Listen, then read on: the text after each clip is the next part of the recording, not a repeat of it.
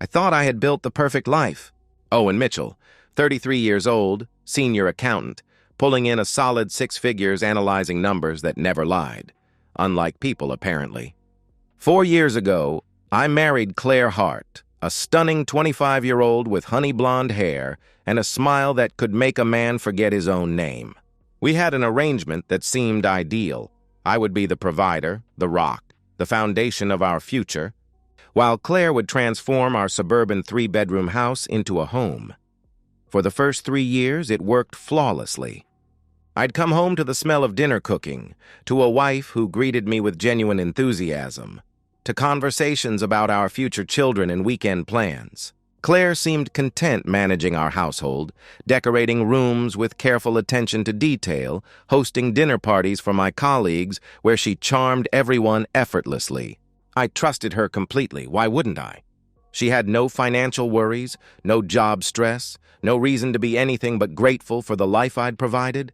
The house was mine alone, purchased before our marriage, mortgage in my name only. Claire had access to credit cards, a generous monthly allowance, freedom to shop and lunch with friends whenever she pleased. She drove the Honda CR-V I'd bought her 2 years ago, lived in comfort I'd worked 60-hour weeks to afford. What more could she want? But 6 months ago, something shifted. The change was so subtle at first that I questioned my own perception. Claire's shopping trips, once a pleasant weekly outing, became daily expeditions. She'd leave after breakfast and return just before dinner, carrying shopping bags that seemed insufficient for 8 hours away from home. When I'd ask about her day, her responses became vague, dismissive. "Oh, just browsing. Had lunch somewhere? Lost track of time," she would say with a wave of her hand. The details were always missing. "Which stores? Where did you eat? Who did you see?" Her answers floated on air, substantial as smoke. I started noticing other things with the methodical attention that made me successful at catching financial discrepancies. Claire showered immediately upon returning home, even on days when she claimed to have done nothing but walk through air-conditioned malls. Her phone became a permanent appendage, constantly buzzing with messages that made her smile in ways I hadn't seen in months. She'd angle the screen away whenever I approached, protecting it like state secrets. Her appearance changed, too. Makeup for grocery runs, designer outfits for errands. Perfume applied with the care of someone expecting to be noticed, but not by me. Last Tuesday evening, I found a receipt in her purse while searching for my car keys. Riverside Cafe downtown, 2 cappuccinos, 2 lunch entrees, total $47.83. When I mentioned it casually over dinner, Claire barely paused her fork. "Oh, I ran into Sarah from college. We grabbed lunch and caught up," she replied without looking up from her plate. But she didn't offer Sarah's last name, didn't mention what they discussed, didn't suggest we invite Sarah and her husband over sometime. The explanation existed solely to fill the silence, devoid of the natural details that accompany truth. That night, lying beside my sleeping wife in the bed I paid for, in the house I owned, staring at shadows cast by streetlights through windows I'd chosen, my accountant's instincts screamed with the same certainty I felt when discovering embezzled funds. Numbers didn't lie. Patterns revealed truth, and every pattern I'd observed pointed to one inescapable conclusion. Claire was lying to me. About what? I wasn't entirely certain yet, but the foundation of our perfect life had developed cracks, and I needed to know how deep they ran before the entire structure collapsed. I picked up my phone in the darkness, searched private investigator near me, and saved a phone number to my contacts. I didn't call, not yet, but I would. Because the man who'd built this life deserved to know who was destroying it from within. And if my suspicions proved correct, Clare Hart Mitchell was about to learn exactly what happened when someone tried to steal from a man who'd spent his career catching thieves. For 2 days, I wrestled with myself like a man drowning in his own thoughts. The rational part of me, the part that had climbed from junior accountant to senior analyst through careful deliberation, insisted I should confront Claire directly. Give her a chance to explain. Trust the woman I'd married. But the professional part of me, the part that had uncovered countless cases of corporate fraud, knew better. You don't accuse without evidence. You don't show your hand before you've calculated every possible outcome. And you never ever give the guilty party time to construct better lies or destroy evidence. Wednesday morning. I sat in my car outside Baker & Associates during lunch break, staring at the contact I'd saved, Raymond Cross, private investigator. My colleague James had used Raymond 2 years ago when his own marriage imploded. Best money I ever spent, James had said. At least I knew the truth instead of living in her web of lies. I dialed the number. Cross Investigations, came the professional voice. Unsurprised, carrying the weight of a man who'd heard this story countless times. I need you to follow my wife, I said quietly, surprised by how steady my voice sounded despite the earthquake in my chest. I think she's cheating, but I need proof before I make any accusations.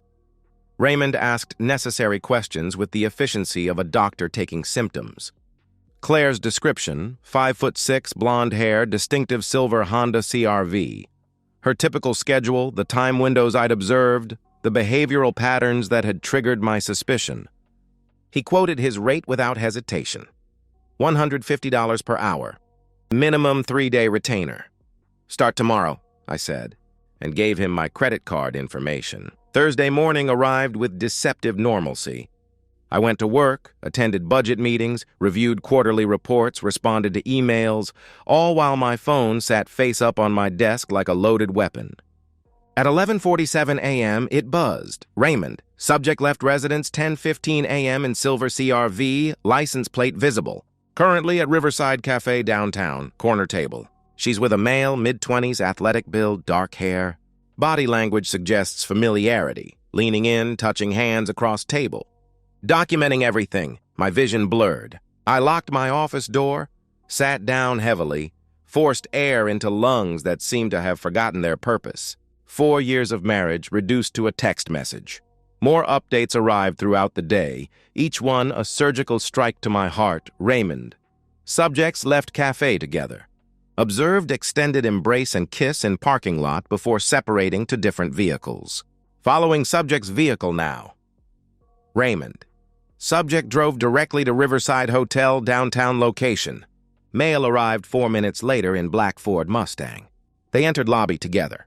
Confirmed check-in to room 412 under male's name, Brett Donovan. Have video footage of kiss before entering building.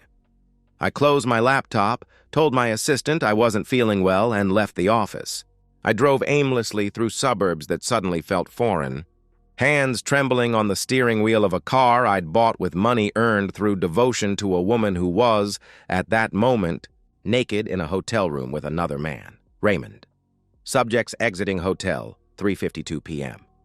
Extended embrace in lobby visible through glass doors. Male kissed subject goodbye at elevator. I have clear facial identification for both parties. Ran license plates.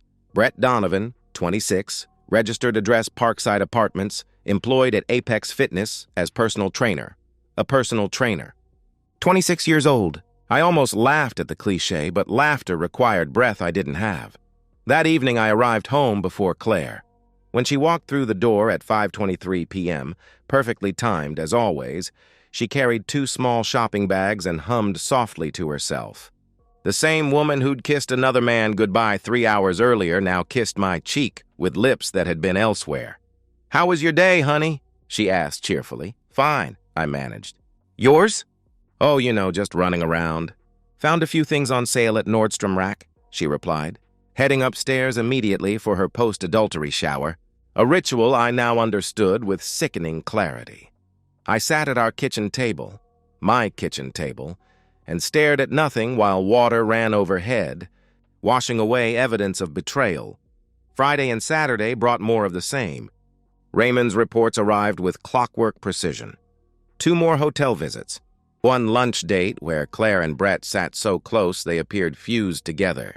Credit card receipts from hotel charges that I was unknowingly funding through the allowance I gave my wife. Sunday evening, Raymond emailed his comprehensive report. I opened it in my home office while Claire watched television downstairs, probably texting her lover during commercial breaks. The document contained everything: high-resolution photographs, video files, timestamps, license plate confirmations, even transcripts of text messages Raymond had captured through reflected phone screens. I watched a video of my wife kissing another man in a hotel parking lot, with passion I hadn't seen directed toward me in months. I saw photographs of them holding hands during intimate lunches, gazing at each other with the intensity of new lovers discovering each other. I read fragments of messages.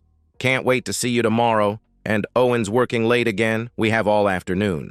My name, used as a scheduling tool for her infidelity. When the laptop screen went dark, reflecting my face in its surface, I saw something that hadn't been there a week ago. The man staring back was harder, colder, calculating. The husband who'd trusted blindly was gone. In his place sat someone who understood exactly what needed to be done. I opened my phone and typed an email to Margaret Sinclair, the most ruthless divorce attorney in the state. Subject line, "Urgent. Need consultation tomorrow." "Owen? Are you coming to bed?" Claire called from downstairs. "Be right there," I called back, my voice perfectly normal. But I was already gone.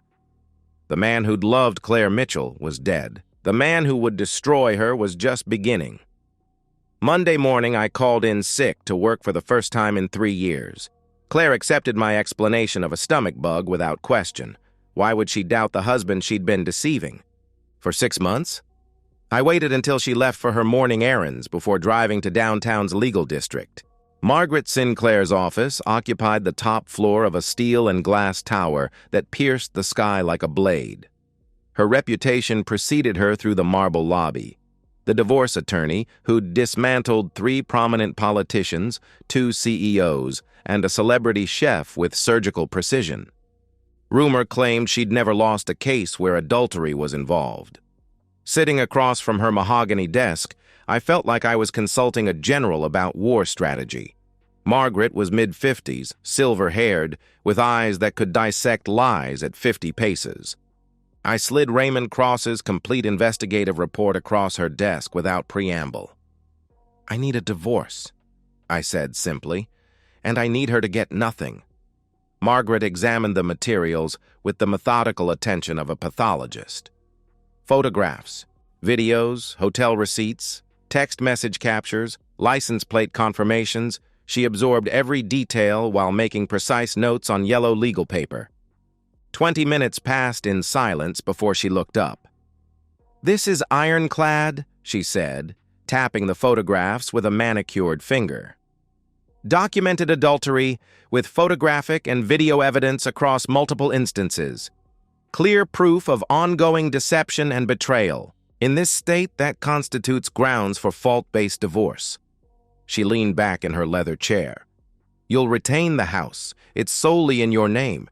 You'll keep your retirement accounts, savings, investments, everything. She's been voluntarily unemployed throughout the marriage, so there's no argument for her contributing to marital assets. With this evidence, she'd be fortunate to leave with her clothing. What's the timeline?" I asked. "I can have papers drafted by Wednesday." "How do you want service handled?" she replied. I leaned forward. "I'll handle the serving personally, but I need a few days before she receives them. Can you hold the papers until I give the word?" Margaret's eyebrow arched slightly. "I don't want to know about anything that could complicate these proceedings," she warned. "It won't," I assured her. "I just need to tie up some loose ends first." "It's your timeline, but don't wait too long. And don't do anything that could jeopardize our case," she replied firmly.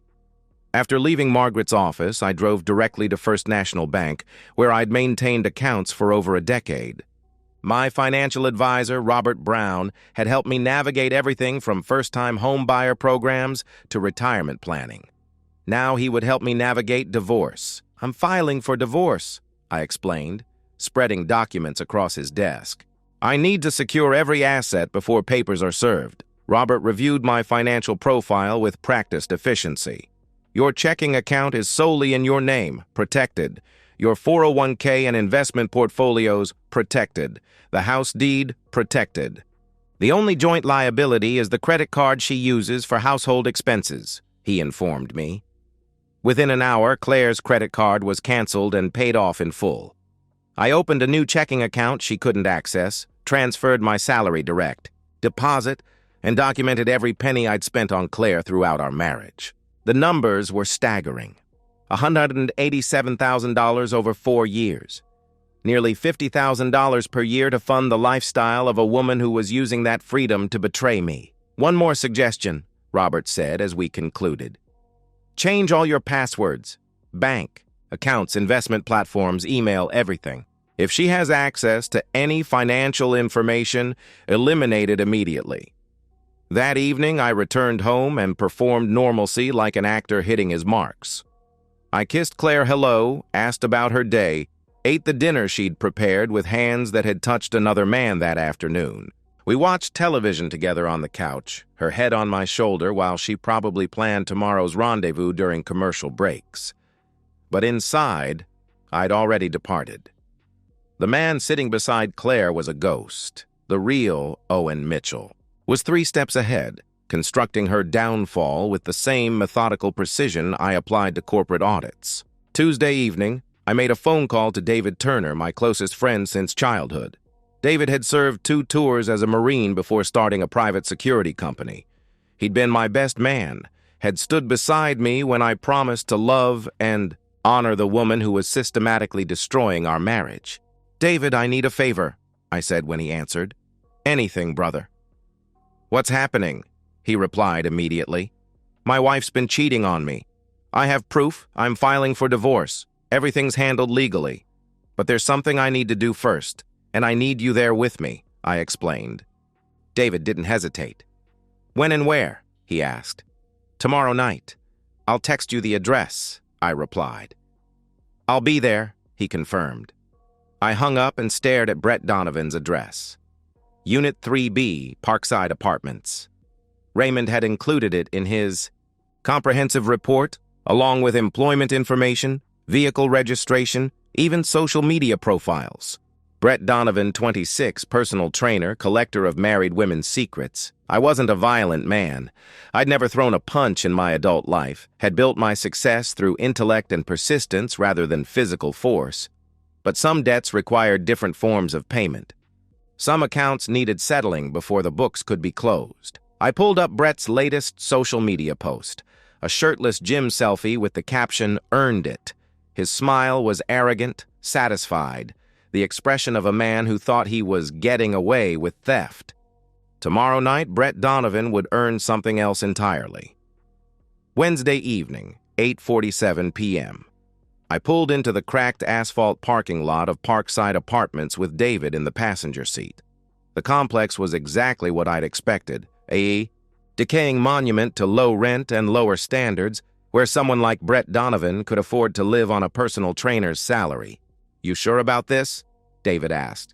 His tone carried no judgment, just the practical concern of a man who'd seen violence and understood its consequences. "I'm sure," I answered. We climbed the exterior staircase to the 2nd floor, our footsteps echoing in the humid night air. Unit 3B sat at the corridor's end, bass-heavy music thumping through thin walls. I knocked with the authority of a man demanding payment on an overdue debt. The door opened. Brett Donovan stood there in gray sweatpants and nothing else, every inch the arrogant 26-year-old who'd been with my wife in hotel rooms I was unknowingly financing. His body was everything mine wasn't. Young, sculpted, built for the kind of physical passion that apparently mattered more than 4 years of devotion and financial security. "Yeah," he said, annoyed at the interruption, probably expecting a neighbor complaining about the noise. I didn't speak. I shoved past him into the apartment, David following immediately behind. Brett stumbled backward, confusion shifting to alarm as his situation became clear. "Whoa! What the hell? Who are you?" he demanded. "I'm Claire Mitchell's husband," I said coldly. The blood drained from his face like water from a broken dam. "Oh, shit. Man, look, I didn't know she was—" he started desperately. "Liar!" I cut him off, my voice ice. "She's been married for 4 years. She wears a wedding ring. You knew exactly what you were doing when you started seeing her. I swear she said she was separated. She said her marriage was—" he pleaded. My fist connected with his jaw before the excuse finished forming. Brett crashed sideways into the wall, shocked, blood spattering from his split lip onto the cheap white paint. He tried to recover, tried to get his hands up defensively. But David was already moving, grabbing Brett by the throat and throwing him to the stained carpet. "Stay down," David said calmly, his voice carrying the weight of a man who'd done worse than this in distant countries. I kicked Brett in the ribs, once, twice, 3 times. Not wild, desperate swings, but deliberate impacts calculated like everything else I did. Brett curled into a protective ball, whimpering, trying to shield his torso from further damage. "Please, stop, I'm sorry," he gasped. I crouched down, grabbed his hair, forced him to look at me through blood and tears. "You stay away from my wife. You delete her number. You pretend she never existed. Because if I find out you contacted her again, if I even hear your name mentioned in connection with hers, I'll come back here and finish what I started. Do you understand me?" I demanded. Brett nodded frantically, terror overriding pride. David leaned down, his voice quiet but carrying absolute conviction. "And if you're thinking about calling the police or telling anyone about this visit, don't. Because we'll know. And we'll come back, and next time, we won't stop at broken ribs," he warned. I stood, looked down at Brett one final time. The personal trainer was broken, physically, emotionally, completely.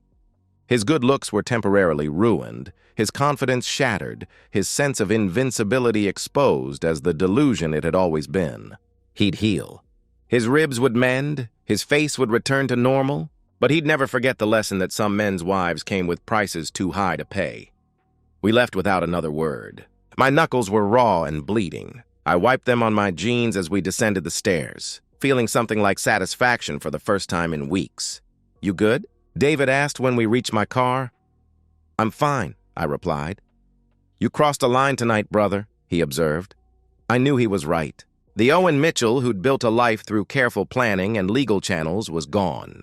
In his place stood someone willing to use physical violence to protect what was his or to punish those who'd taken it. "Then make sure it was worth it," David added. I drove home through suburban streets that felt different now, changed by what I'd done and what I was about to do. Claire's Honda was in the driveway. She was already back from wherever she'd told me she was going tonight. Probably had met Brett earlier in the day. That didn't matter anymore. I walked inside.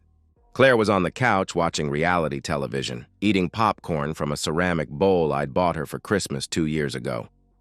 She looked up and smiled with the same warmth she'd shown me since our wedding day. "Hey, how was your night with David?" she asked cheerfully. "Good.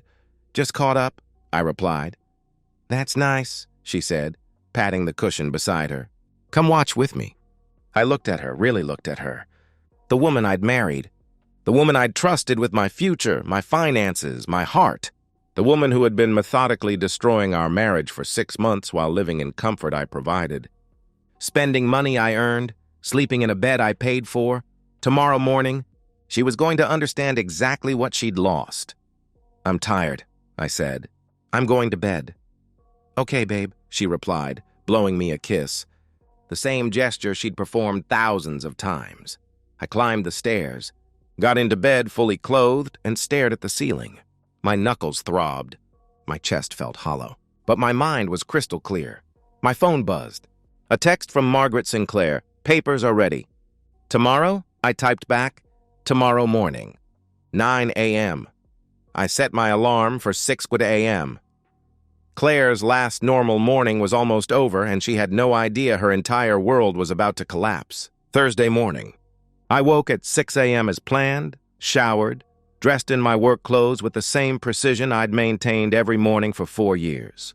I made coffee, sat at the kitchen table, and waited with the patience of a predator who'd spent months planning the perfect strike. Claire woke at 8:30, her usual time. I heard the shower running, heard her moving through the morning routine that had become as predictable as sunrise. She came downstairs at 9:15 wearing a yellow sundress and heels, makeup applied with artistic precision, hair styled for someone worth impressing. "Going shopping. Again." "Morning," she said brightly, grabbing her purse from the granite counter I'd paid to install. "I'm heading out for a few hours. Need anything while I'm out?" I took a deliberate sip of coffee. "I don't think you'll be going anywhere today," I said calmly. Claire paused, her hand freezing on her car keys. "What do you mean?" she asked, confusion creeping into her voice. Your boyfriend won't be able to see you. He's indisposed, I replied. The smile died on her face like a light being switched off. What? She whispered. I stood slowly, walked to the counter where Margaret Sinclair's assistant had delivered a manila envelope an hour earlier. I picked it up and threw it at Claire's feet. It hit the tile floor with a sound like a gunshot, and papers scattered. Photographs, printed text messages, hotel receipts, investigator reports. Claire stared down at the evidence of her betrayal spread across the kitchen floor. Her face transformed from confusion to recognition to pure terror. Photos of her and Brett kissing in parking lots. Photos of them entering hotels together, her head thrown back in laughter at something he'd whispered. Screenshots of intimate text messages where she complained about her boring husband and planned afternoon sessions with her beautiful trainer. A detailed timeline of every meeting. Every lie, every moment of betrayal documented with forensic precision. Owen, she started, her voice cracking like breaking glass. Don't, I cut her off, my voice flat, emotionless. The tone I used when delivering bad news to clients whose embezzlement I'd uncovered. I know everything. I had a private investigator follow you for a week. I have video footage of you sleeping with him in hotel rooms I'm paying for. I have photographs of you kissing him, holding his hand, laughing with him while I worked 60-hour weeks to fund your lifestyle. I have receipts for hotels you charged to the credit card I gave you. Claire's knees buckled. She dropped her purse, papers crunching under her heels as she stumbled backward against the refrigerator. Owen, please, it was a mistake. It didn't mean anything. She pleaded desperately. It didn't mean anything? I asked, my laugh cold, sharp enough to cut. You've been seeing him for 6 months. You lied to me every single day. You showered when you got home to wash his smell off your skin.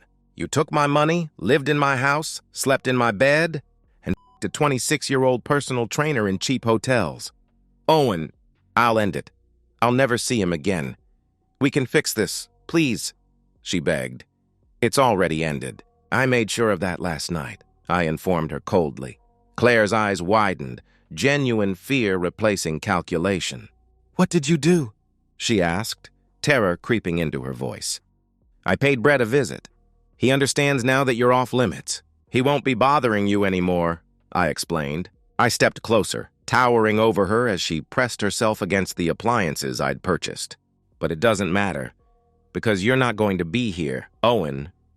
Please, she sobbed, tears streaming down her face, destroying the makeup she'd applied for a man who would never see her again.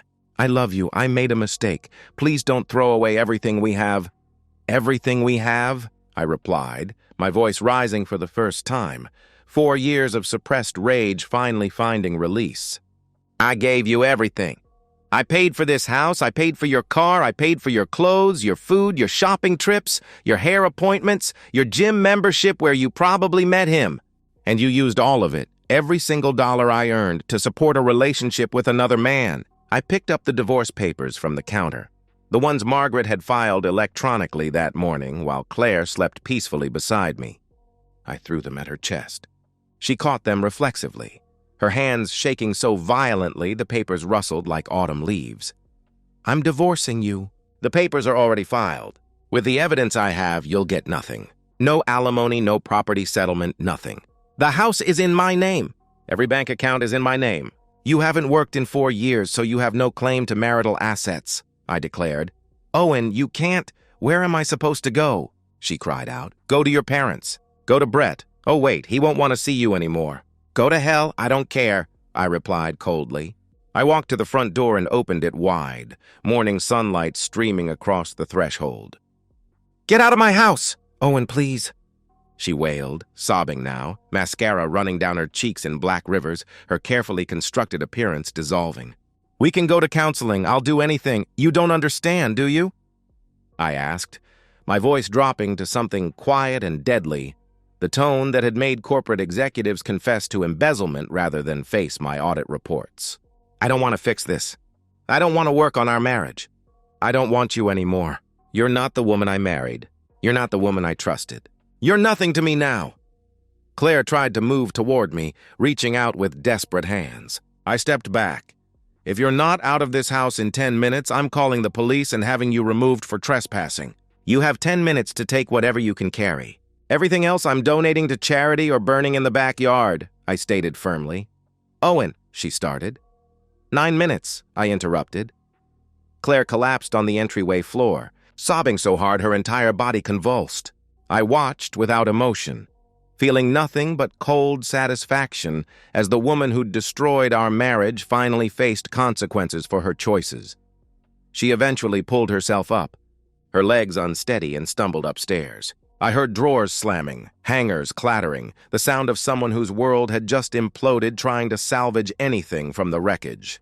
She came back down carrying a suitcase stuffed with clothes, toiletries, her laptop, the belongings of a woman who'd gone from homeowner to homeless in 15 minutes. At the door, she looked at me one last time. Her face was destroyed, red, swollen, streaked with tears and smeared makeup. The beauty that had attracted me reduced to human wreckage. "I'm so sorry," she whispered. I closed the door in her face. Through the window, I watched her car pull out of the driveway for the last time.